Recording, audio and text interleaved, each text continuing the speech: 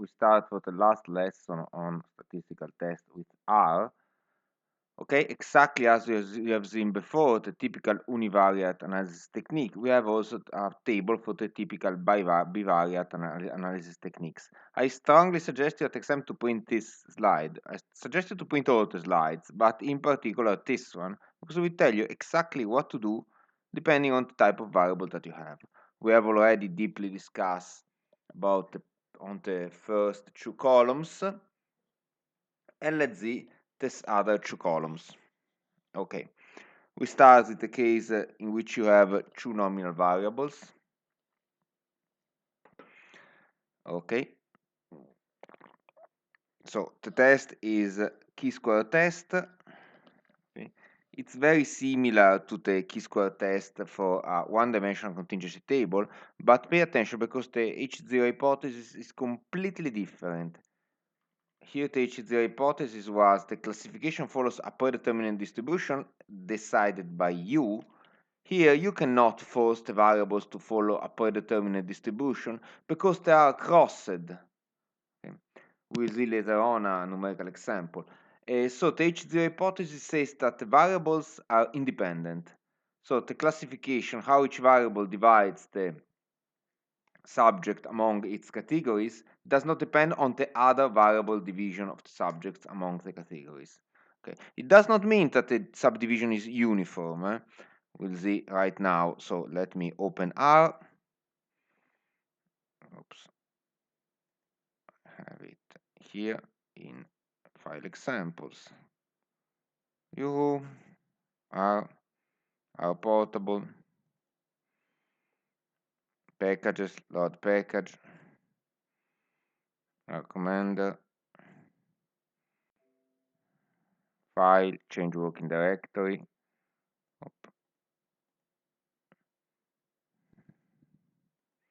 File, load workspace. Okay, and let's set it as the okay, perfect.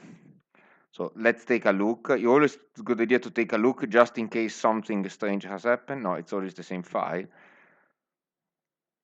Okay. Okay, so let's see the one-dimensional contingency table. First of all, as you can see, you have to build simply a contingency table and ask for a chi-square test of independence.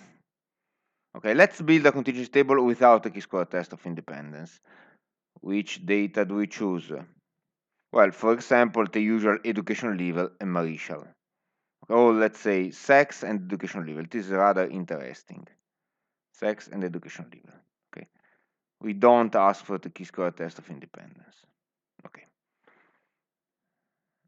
Let's make it larger. We ask, so it splits. It is not split. Okay. You can see we have 3 people who attended primary school, 2 female and 1 male. So much more people who attended secondary school, 1914, 1911 for post-trade training, post-secondary, 44, 27, 64, 68. Okay.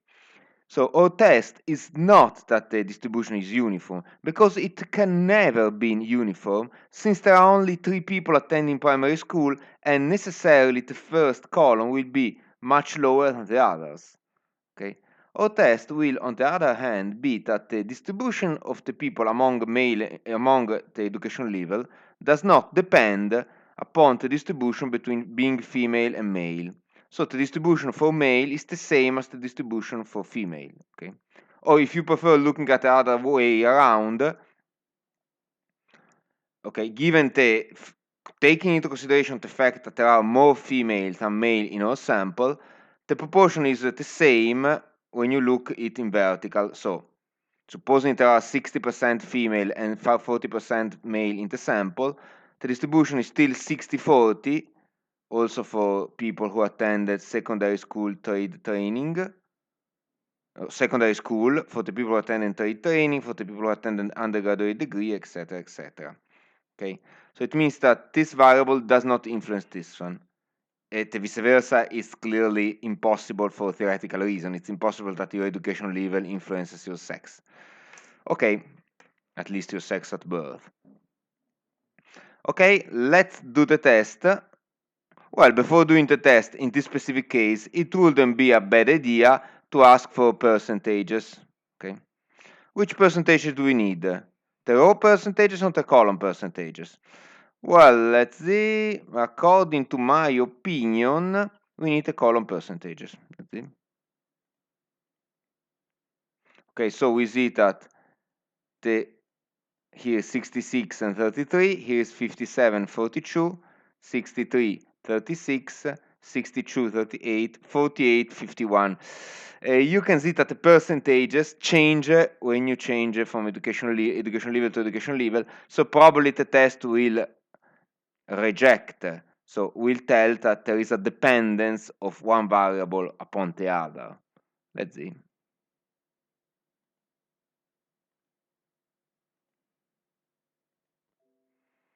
No, the test accepts. The test accepts. So the test says that our data are not able to deny the fact that the classification is independent. It still doesn't say that the classification is independent, but the test says that our data are not so evident. So in practice, the difference here between 48-51 against the top on the other side, 66-33, says that this difference is not large enough to justify taking the position of saying that there is a clear evidence of sex upon the educational level. Okay. However, pay attention. Can you see here a warning? You should have no expected frequency less than 5. Look at the warnings here below. True expecting frequencies are less than 5. What does it mean? Well, it means that if you have a category in which there are too few people, too few cases, the test is not so reliable. In particular, in this case, primary school has too few people, 3. Okay. Expected frequency is not exactly the frequency, but more or less it's similar. And this means that there are true expected frequencies less than 5. It means that the test is not so reliable. How can we take this test and make it more reliable? Well, one trick is to exclude these two people. How can we exclude these two people? Well, do you remember, done several lessons ago, the subset? Let's do it. Subset, where it was, here, subset. Okay, we include all the variables. The new name is dataset2. The subset expression is add level, different, and I think that different is this symbol here in R from primary school. Unfortunately, you have to type it. You cannot type different from 1. It means that you have to type it exactly. Okay, let's redo the test. Column percentage, square. Oops. Sorry, I have to choose the variables. Row variable sex, column variable add level. We could subset directly from here. So this test, since they know that it's a very frequent situation in which you want to remove one category quickly, because otherwise you have expected frequencies smaller than 5, there is a subset expression right here. Okay, however, we did the other way. Okay. You have now primary school NA, NA, and ups them. Okay, so it's better to... sorry, I didn't change it. No, I changed it. Mystery. Okay, let's subset it from... Let's go back to the other questionnaire. Let's subset it from here. Add level. Different. Primary school. Okay. Thanks. Here. Level here. Column percentages. Wonderful. We have seen that even though you could subset from the subset active data set subset or subset from here, Okay, and in both cases, the subsetting works. I mean, I have excluded the people with primary school, because an AN. But I have not excluded the category, and so the contingency table still doesn't work. Okay, very well. Let's go on. Test for binary nominal versus scale. Okay. What happens if you have a binary nominal? It means a nominal variable with only two categories and a scale variable. For example, typical situation, height and age. Okay.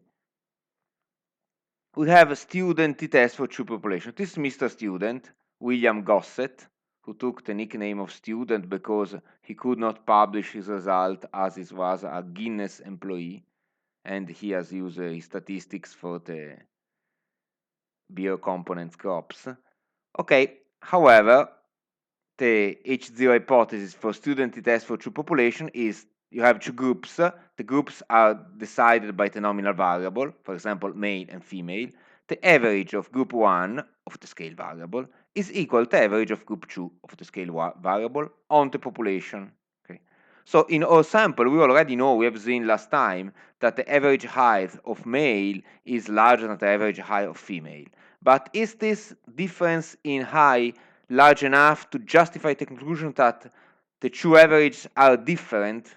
Okay. Or can it simply be an unlucky choice of the sample? Due to an unlucky choice of the sample, student t-test tells it. Statistics means independent samples t-test. So statistics. Please go back to sleep questionnaire dataset. Statistic mean independent samples t-test. Groups, so the variable which split into groups, sex, height. Okay. Well, usually we leave two-sided. You can also test whether it stay only on one side or on the other side. This is the alternative hypothesis. So it's not H0, it's H1. Okay. So the hypothesis that you will confirm. So, okay, press OK. So we have a female average 163, male average 178. The average difference is large. So the p-value, you can see it's extremely small. It's 0.0000015 zeros, 22. Okay. So a p-value extremely small. We reject the null hypothesis. So we reject the fact that the average height for male is the same as the average height for female. And so we are sure, almost sure, well, without p-value we are very sure, that the two heights on average, and I repeat, on average, are different. So the average, it's a test only on the average. However, there is a warning also here. Several tests have some prerequisite. Here the prerequisite is that the population should be normally distributed. Okay, so it means that the population, the height of men, so modern population, sorry, scale variable should be normally distributed on two groups. Okay. It means that the height of the man should be normally distributed and the height of the female, of the woman, should be normally distributed. How can you check it? Well, if you look at the very last slide of the course, there is a way to check it, but we will talk about it later. Okay. There is an alternative way to test the same thing, but without this, not exactly the same thing, a similar thing, but without this prerequisite. Okay. It's the Mann-Whitney test. Mr. Mann, Mr. Whitney. Despite the picture, Mr. Whitney is much younger than Mr. Mann. Professor Whitney is much younger than Professor Mann. Okay, the Mann-Whitney test. It's also called Wilcoxon sum rank test because it was partially invented by Wilcoxon 2 years before. Okay, it's a non-parametric test. What does it mean? It means that it doesn't really test the values, but it tests the ranks. So in practice, it's a test for which you have to choose the distribution of height for male and the distribution of height for female. So something like this one. Let's see if I can find it. Here. Distribution of height for male, distribution of height for female. It doesn't really check the fact that there is a male who is 80 inches. Okay. It simply puts them into ranks. So the shortest one is a female, 10 female, 10 female, 10 female, 10 female, 10 female, 10 male, 10 female, 10 female, 10 male, 10 male, 10 female, female, female, male, male, male, male, male, male, female, male, female. So it puts the people in a ranking order from the shortest one to the tallest one, and looks simply whether the shortest ones are male or female, and the tallest ones are male or female. So for this kind of test, all the non-parametric tests, and in particular the ones who test the ranks, it's not important whether somebody is 80 inches or 78. It's exactly the same. For the student test, instead, it's very different, because being 80 or being 78 changes the average. Okay. But here, if the tallest one is 80 or 76 or 78 or 76.1, doesn't matter. The important thing is that the tallest one is a male. Okay. Even these people, if the shortest one can be also 0 centimeters, 0 inches, doesn't matter. The important thing is that it's a female and it's the shortest. So the important is the position when you put the thing in the cases in sequence from the smallest to the largest. It's not really the value. So it's the ideal case whenever you have extreme values which are completely far away, as it typically happens when you talk about income, or when you talk about quantities which have to do with money. You typically have the big part of your distribution close together, and then some extremes. Okay, let's go back to the test. Okay. Statistic non-parametric two-sample Wilcoxon test. So it tests whether the position of group 1 is equal to the position of group 2. With equal, we don't mean exactly identical, but more or less the same position. So in the example before, the two histogram more or less overlap. Okay, so you have a distribution of height, for example, female, the shortest, and male, female, male, female, male, male, female, female, male, female, male, male, female. So distribution like this. It tests whether the distribution is more or less overlapped. The distribution overlaps. So the position of the group 1 is equal to the position of group 2. Or whether the two groups have a position completely different as in the histogram that you have seen before. Let's see. Statistics, non-parametric test, two-sample Wilcoxon test. Is this the alternative name? Yes, two-sample Wilcoxon test. Okay, so groups decided by sex, and this one decided by height. Okay, well, it doesn't matter what you choose here. With normal approximation, exact default is the same. Okay, Wilcoxon ranks some test. As you can see, I'll call it Wilcoxon and not not Mann-Whitney, as approximately 60-70% of the world does. Okay, doesn't matter all the numbers. The important thing is this one. Obviously, the p-value also here is extremely small. It means that you reject. So you reject the null hypothesis, and the position of the woman is different from the position of the man. The test doesn't tell you whether the woman are taller or shorter.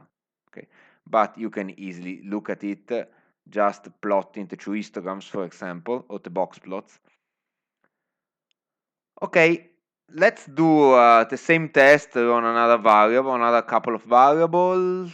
So two-sample Wilcoxon. Let's take age always, and age and sex. Okay. Well, I think there shouldn't be any difference here. In fact, p-value 0.89. H0 is accepted. It doesn't really mean that H0 is true, even though honestly with 89 of p-value I could say that it's true. But it doesn't officially tell you that it's true. It tells you that our data are not able to demonstrate that it's false. Okay. So it means that the position of group 1 could be equal to the position of group 2. Okay. Always use could. Okay. Don't write is, because otherwise I will mark it as an error. Okay, so we have seen two alternative tests, which basically test more or less the same thing. This one, the average of the two groups, and this one, the position of the two groups. But this one doesn't have the prerequisite of the normal distribution. Okay. Okay.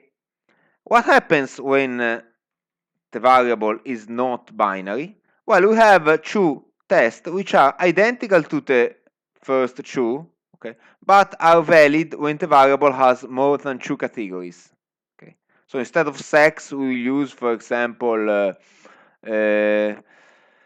marital status. Okay, so we have the ANOVA as a perfect alternative to student test for two population. Is basically a student test for several populations, and the Kruskal-Wallis, which is the Mann-Whitney when you have more than two categories. Oops, ANOVA. Okay. The H0 hypothesis, the average is the same for all groups. Okay, so pretty obvious. Statistic means one-way ANOVA. Okay, pay attention to the test rejects if just one population average is different from the others. And the test doesn't tell you which one is different, but you can easily see yourself just looking at the means by groups, and you will see which one is fairly different from the others. Okay, so the test accepts when all the averages are similar.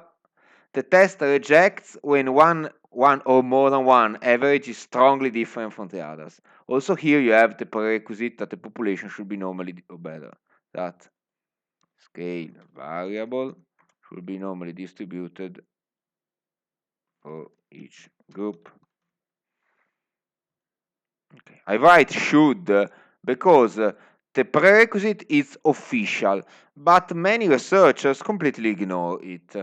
Because this kind of tests, the parametric test, work anyway. So even if it is not really normally distributed, they manage to work somehow. Okay, let's see. Statistics means one-way ANOVA. Okay. Groups, marital. Let's see the age. Well, there should be a clear dependence on so the age should depend on marital. Okay, because usually widow people are older than single people. Let's see. Do we have any p-value? Is this one? Yes. Is it the ANOVA? Yes, it's ANOVA. Yes, it's ANOVA. Okay. So p-value, it's here. So strongly also here, e minus 15 means that there are 15 zeros, 14 zeros in front here.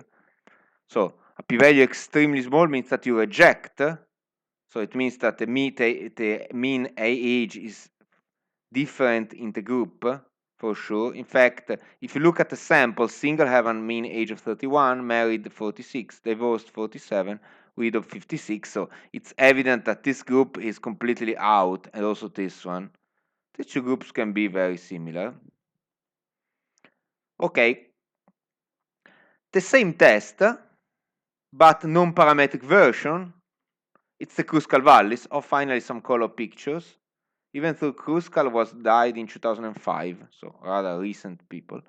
Okay, same thing. It tests the ranks, so it doesn't really test the values themselves. It tests simply whether the groups are distributed more or less in the same position, or one of the groups is completely skewed out. So position is the same for all groups. You don't have any prerequisite here. Statistics, non-parametric test, Kruskal-Wallis. So we have marital, and age. Okay, p-value, very small. Okay. Let's do something else. For example, let's see whether, let me see, where is it? Okay, here, Kruskal-Wallis. Whether bruxism depends on age. So bruxism and age are related. Well, when we test one variable with another one, it's evident that we are testing whether one variable depends on the other. Which is the variable which depends on the other? It's up to you. Okay. Well, for sure, age does not depend on bruxism. Okay. The fact that you move your teeth while sleeping does not improve you or decrease your age. Okay. The effect is the vice versa. Bruxism may depend on age. So let's see. Oh no, p-value 0.14. I would accept. So we cannot say anything here. Okay. The position of the age of the people who have bruxism and the position of the age of the people who don't have bruxism may be rather close. Just to have a visual confirmation, let's see the box plot.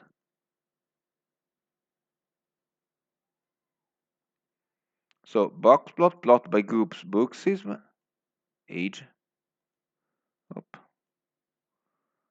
Oh, yes, more or less. Maybe the people who don't have bruxism are rather older. You can see it. It's a little more. The median is older. But these 5 years of difference are not enough to confirm it. Okay. Let's do also the ANOVA test on the same thing. So age and bruxism. Okay. The mean for people who have bruxism is 40.95, who don't 44.70. P 0.19, also here we accept. 0.19 and 0.14 are two typical values for which really you cannot say anything, because they're rather close to 0.05, but not so close, okay? If you have 0.9, well, you can accept, and you can honestly also say that each 0 is true. Don't tell it too loud. But if when you have 0.40, it's really a case in which you cannot say anything.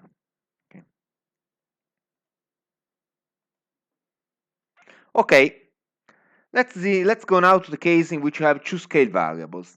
We distinguish clearly two types of things that you can do. These ones and the ones which I call paired, but it's not really correct. So let's call it tests for two, for difference of two scale variables. Okay, this one is more. Okay. In this kind of test, I am interested in seeing whether when one variable moves, the other one moves, and in which direction. Something we have already seen. In fact, you can see Pearson and Spearman correlation test. Okay, sorry. Only Pearson and Spearman correlation test. Okay, so we are testing whether there is a correlation between the two variables, in this case linear, so only first order correlation. One variable moves, the other variable moves proportionally, either in the same direction or in the opposite direction. Okay. We have already learned how to display the Pearson-Spearman correlation. It was statistic, summaries, correlation metrics. But there is also a test. The test checks whether the correlation is 0 or not. Well, you say, but I have calculated it. And I answer, but you have calculated the correlation on your sample. You don't know whether on the population the correlation is what you have calculated or not. We have a test to check whether the Spearman and the Pearson correlation that you have calculated on your sample and for which you have hopefully found something different from 0 is different from 0 also on the population, or you cannot say anything. Okay. So usually you are interested in the cases in which the correlation is different from 0, because if a correlation is 0, it's not an interesting case. So you have calculated a Pearson or a Spearman correlation on your sample. You have found that it's different from 0. Okay. So you say, oh, very well, there is a relation in my sample. And now you want to test whether there is a relation also in the population. So you want to test whether the correlation is equal to 0, H0 hypothesis, or not, alternative hypothesis. So let's see, for example, a correlation between height and weight. Standard. So where is it? Do I remember it? Summaries. Okay, here's the correlation. Let's start with the correlation. Height and weight. Pearson, for the moment, Pearson. Okay, so Pearson is 0.56. It means that 56% of the variation of your weight depends on your height. The rest depends on what you eat. Okay, how much you eat, obviously. Okay, let's see whether this 0.56, which is rather large, can be extended to the entire population or not. So let's see whether it's really large to be extended to the entire population or not. Obviously, in this case, yes. But let's do the official test. height, and width, Pearson, two-sided. Okay. So the test repeats the correlation just for courtesy. Can say that the p-value is extremely small, meaning that it can be extended to the entire population. We don't do the Pearson because it's very similar. Let's do another test. For example, let's do the test. Let's see. Oh, between age and height. Is there a correlation between age and height? So the older you are, the shorter you are. Let's see. Pearson. Well, there is a slightly negative correlation, but it's really very close to zero on the sample. You can use sample estimate. And in fact, the p-value 0.88. So you accept. You cannot say that there is a correlation different from zero. Let's see the Spearman. Same thing, but the Spearman.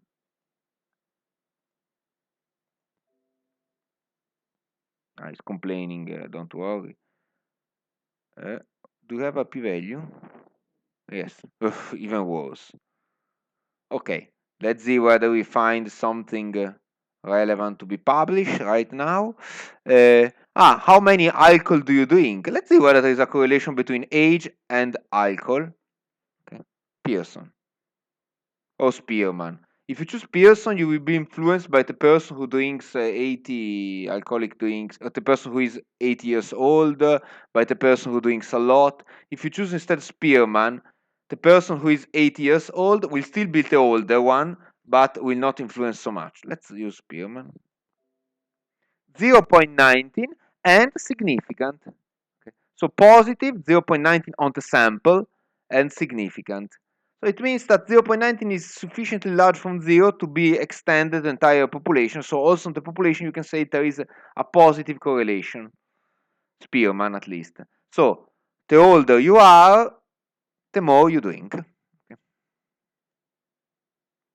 Let's see also Pearson, but usually it's very rare a case in which Pearson tells you one thing significant and Spearman the opposite.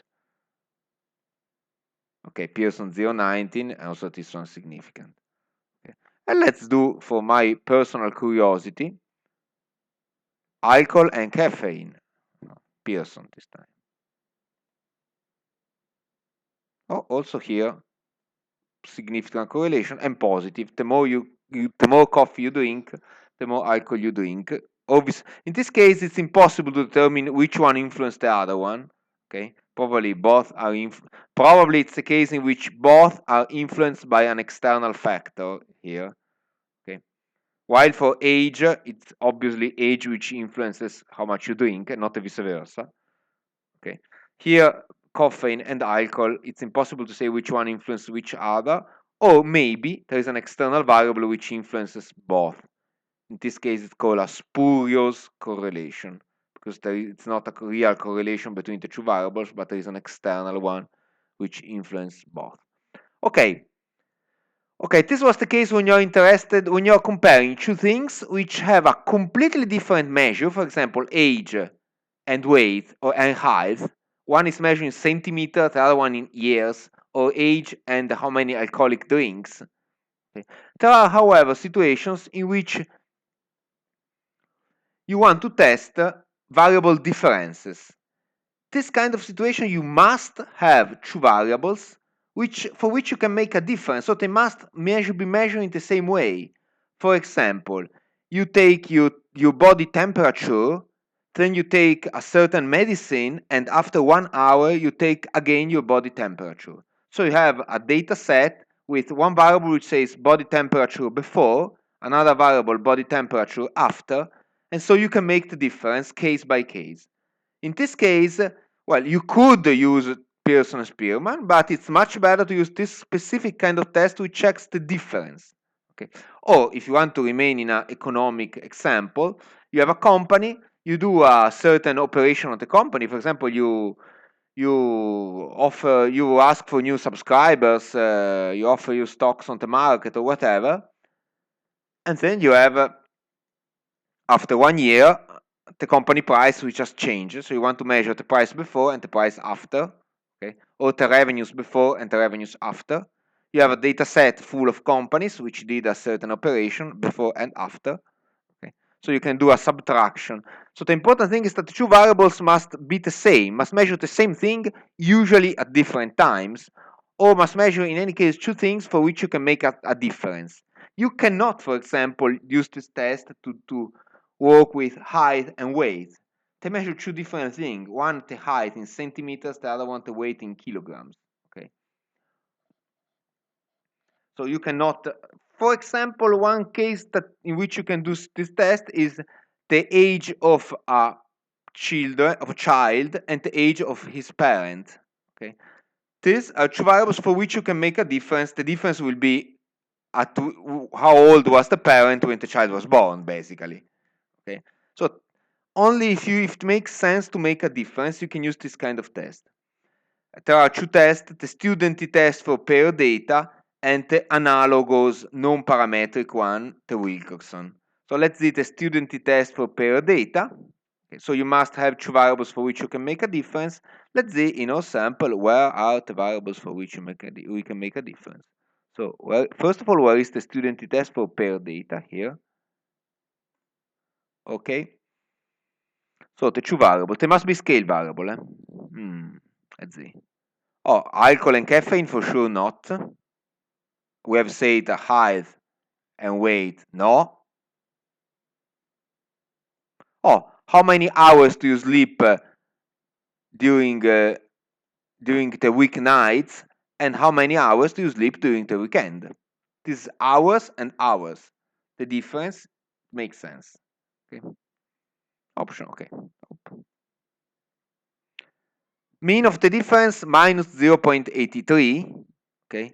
So hours during the weekdays minus hours during the weekend makes minus 0.83. It means that people on average sleep 0.83 hours more during the weekend. Okay. P-value, can you see, very small. It means that there is, let's see the H0 hypothesis. It means that the average of the differences, which is exactly the average of the first one minus the average of the second one, so average of the differences is the difference of the averages, is different from zero.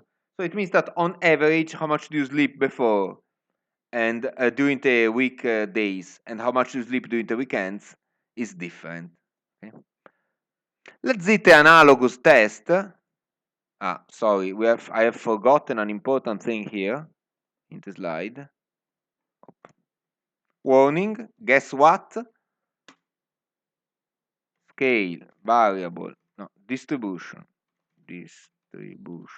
of difference of scale variables must be normal, as in every other student test. Okay, the perfect analogous, the Wilcoxon, this is Mr. Wilcoxon. Okay. The Wilcoxon signed rank test exactly the same thing. So whether the difference of the two variables is positioned more or less around zero. More or less around zero means that if on the left of the zero you have cases which are very close, on the right you must have cases which are very close. If on the left you have cases which are far away, so very negative, on the right you must have corresponding cases which are very positive. Okay. Okay, let's see. Same thing. Pair samples Wilcoxon test.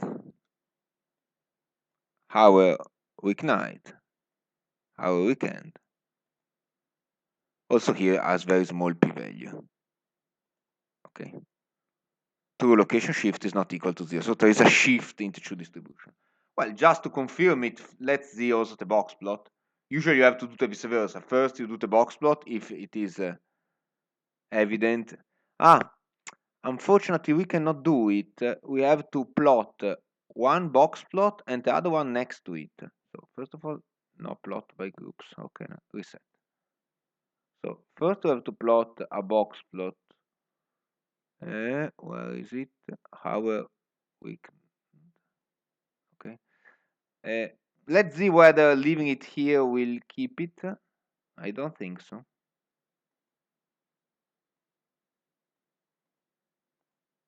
No, there is no option keep it.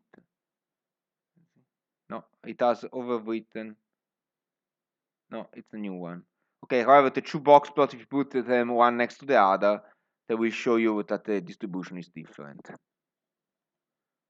Okay, there is a method to keep it, but let's see if I can remember it. The method to keep it is this one. There's a dirty trick. Okay, so I will display the first box plot. And then with add equal true, let's see. I have now one box plot above the other one. Okay, so it's not very clear. Well, but we can use another trick. We can use col equal green. So this box plot will be green. Col equal blue. This boxes will be blue. Let's see if it works. Oop.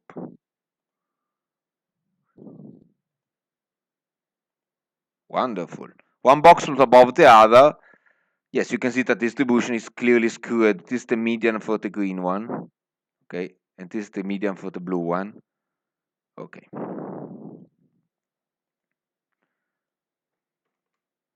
Okay. Let's do it with another couple of variables. Statistics, means, per the test. So which variables can we use? Well, so fit rate and health rate. And the question, if I remember correctly, was do you feel fit and how would you rate your fitness and how would you rate your health? Okay. The two things you should be close to. The answer was from 0 to 10, from 1 to 10. It was officially an ordinal variable, but we are considering it to be a scale variable. I think here it should accept, because usually if you feel fit, you feel also healthy. Let's see. Well, no. Fit rate and health rate have a p-value which is strongly, so it rejects. It means that the people feel fit but don't feel healthy. Let's see, or vice versa. Well, the mean of the difference is minus, so it means that fit minus health, so the people feel more healthy than fit. Okay, let's see also the non-parametric test. Fit rate, health rate. Yes, also here confirmed. The people feel fit, feel healthy, but don't feel fit. Okay. You discover funny things. Okay, and finally, the last topic. We have several tests in which it's required to check whether a variable is normally distributed or whether a variable is normally distributed group by group even. Okay. So how can you check in general whether a variable is normally distributed? Well, you have two graphical methods, these ones, okay, and two numerical methods, these ones. Let's start with the graphical method. The first one is the standard one, what you would expect. You build an histogram with a normal curve above, and you check whether the histogram looks like the normal curve. Okay. However, I don't understand why our commander doesn't have an option to display a normal curve above an histogram. It doesn't, so you have to do it by hand in the third millennium. Okay, let's do it by hand. Suppose I want to check whether, let's say, weight is normally distributed. First of all, I must find out the average and the standard deviation of weight. Okay, how do you find them out? Well, statistics, summaries, numerical summaries for weight, average and standard deviation. Don't display the other thing. Okay, then I write them down on paper, literally on paper. So, no, it's not really necessary, but you have to remember them. 73.38 and 15.28. Okay. Now, build an histogram with appropriate binning. Graphs, histogram. It took me 2 hours to find it out, how to do it. Wait. Let's leave out and see what happens. Yes, it's an appropriate binning, I would say. Okay. Close it. Okay, close it. Add probe equal true and rebuild it. So this is the histogram instruction you have here after the color. And rebuild it. Obsolete. Okay. Now, don't close it. Now add this thing, this magic thing here. So no, don't add really. Well, A, however, it's the average, so 73.38, and S is the standard deviation 15.28. Okay, cross your fingers and submit. Wow. Okay, it took me a lot to discover how to do it. Well, according to my personal opinion, it looks like a normal distribution. So it seems that we can say that the weight is normally distributed.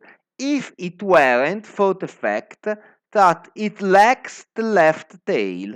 So the normal distribution has also a left tail here. So even though the normal here stops, but in theory there is a left tail. So there should be cases people who weighs less than 40 kilograms, probably they are already dead, and this is the reason why they are missing.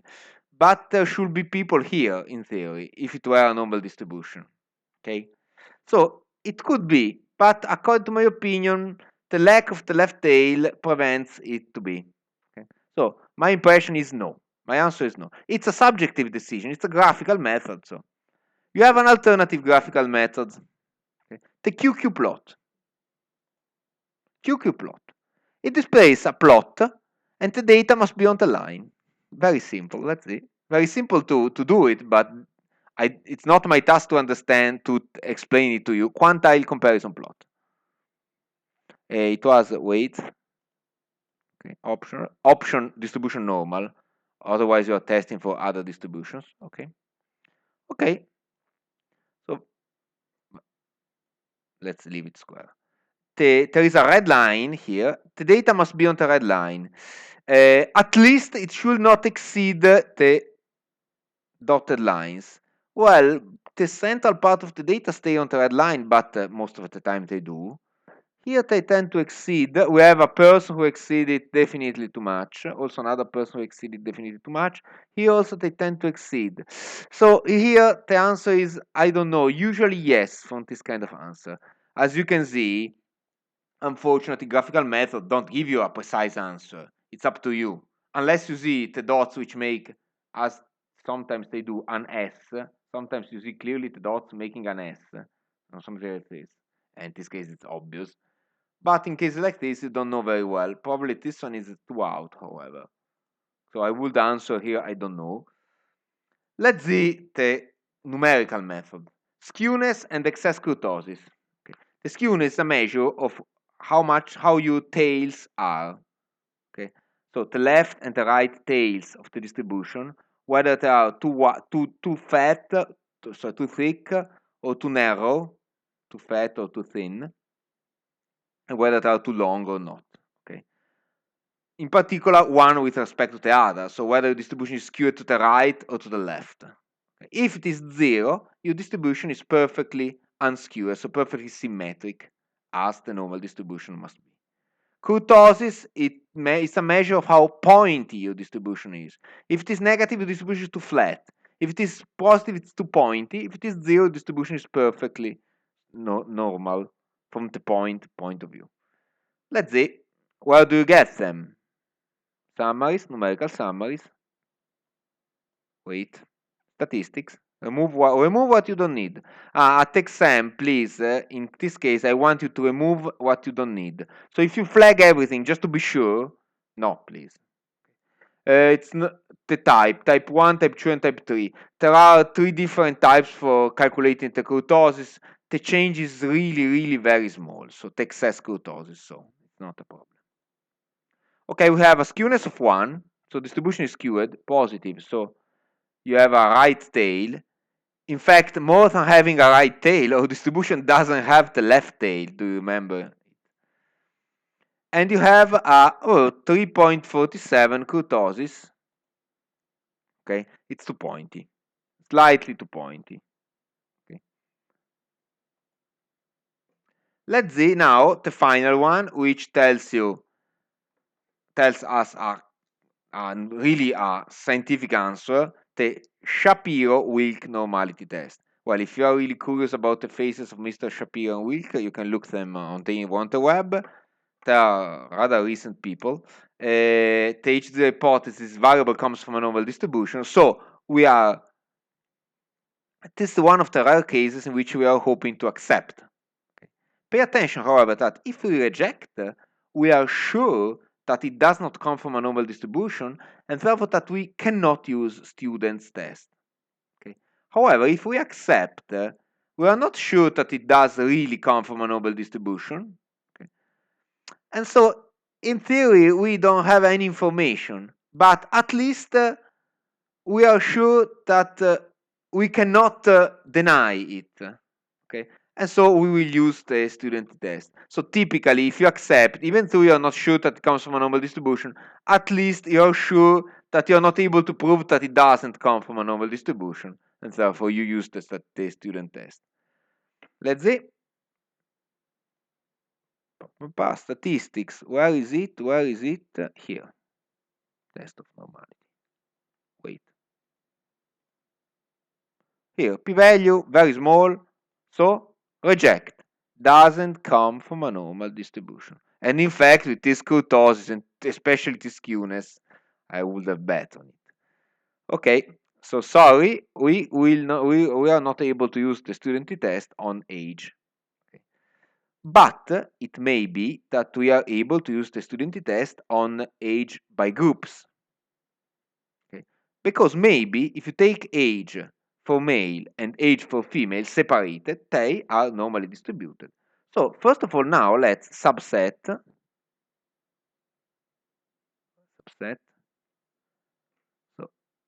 subset expression sex equal male. Sorry, if I remember, it was equal male only. The name of the new data set. Okay, so I have a new data set male only. I do the test. It's here. Was it weight? No, p-value reject. Also, if you take male only, p-value reject. Let's do the histogram just to have a visual confirmation. Only the histogram without the ridiculous. There is this person. It would no, it's too pointy. However, there is this person here. Let's calculate skewness and kurtosis. Oh wait.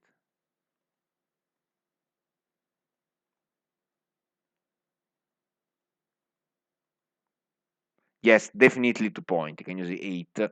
In fact, in the histogram, there was a sharp point. Okay, so even splitting by groups, it's not normal, at least in the male group people. So we cannot even do the test for the student test for true population taking sex as a nominal variable. Okay, here we stop.